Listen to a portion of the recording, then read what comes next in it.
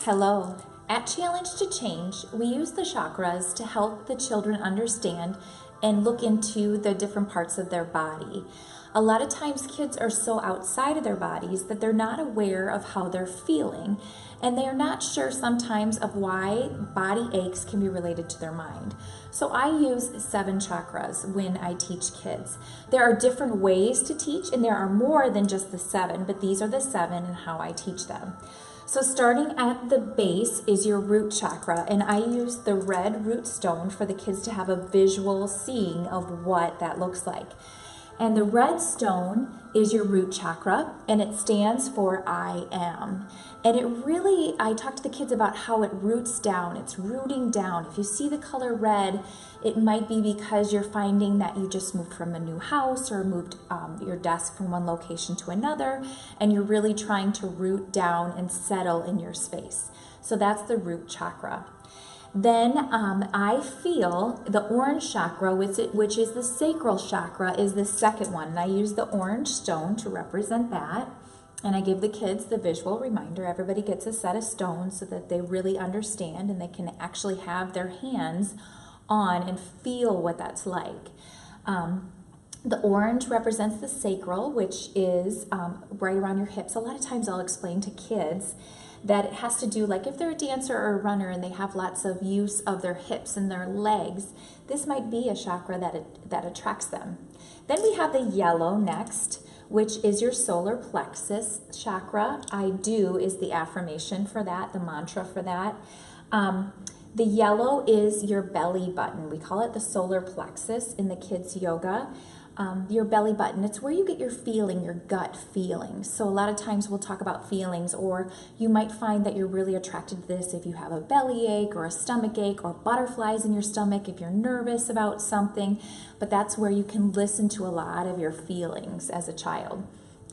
I love is the heart chakra, which is represented by the green stone, and that's the heart. And a lot of times with kids, we'll talk about if you have lots of positive love and energy that you want to radiate out to the others around you, or if there's lots of love that you want to send towards somebody, that you might really focus on that green chakra for the day. The blue is the throat chakra. I speak. It's a very, very powerful one.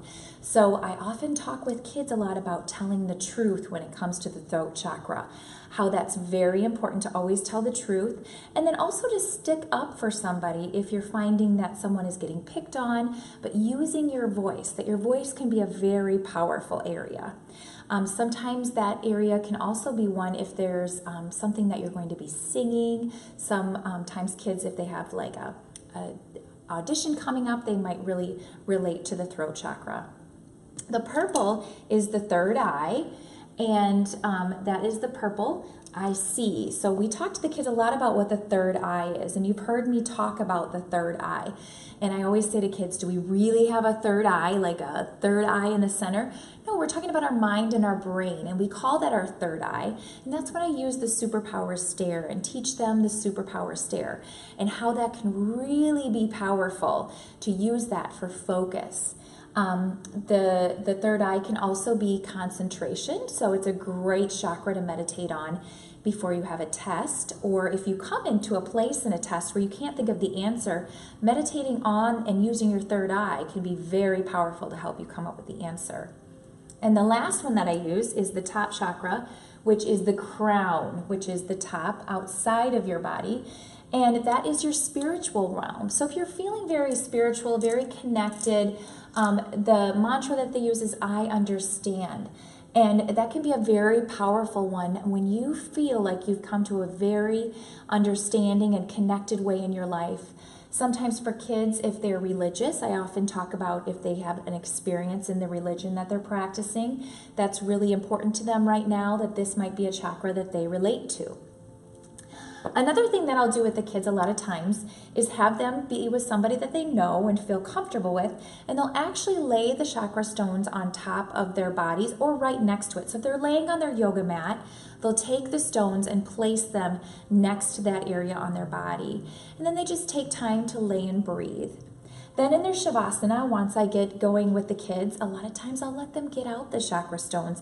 And if there's one that they want to hold during their Shavasana, I allow them to do that so that they can meditate on that area and actually use the power of healing in themselves. I also allow them to lay the stones next to them if they feel powerful. But oftentimes I have to set up the rules where they cannot, be moving around so that the rocks aren't constantly dropping on the floor during Shavasana and taking away from that time from somebody else. So that is how I use the chakras at Challenge to Change.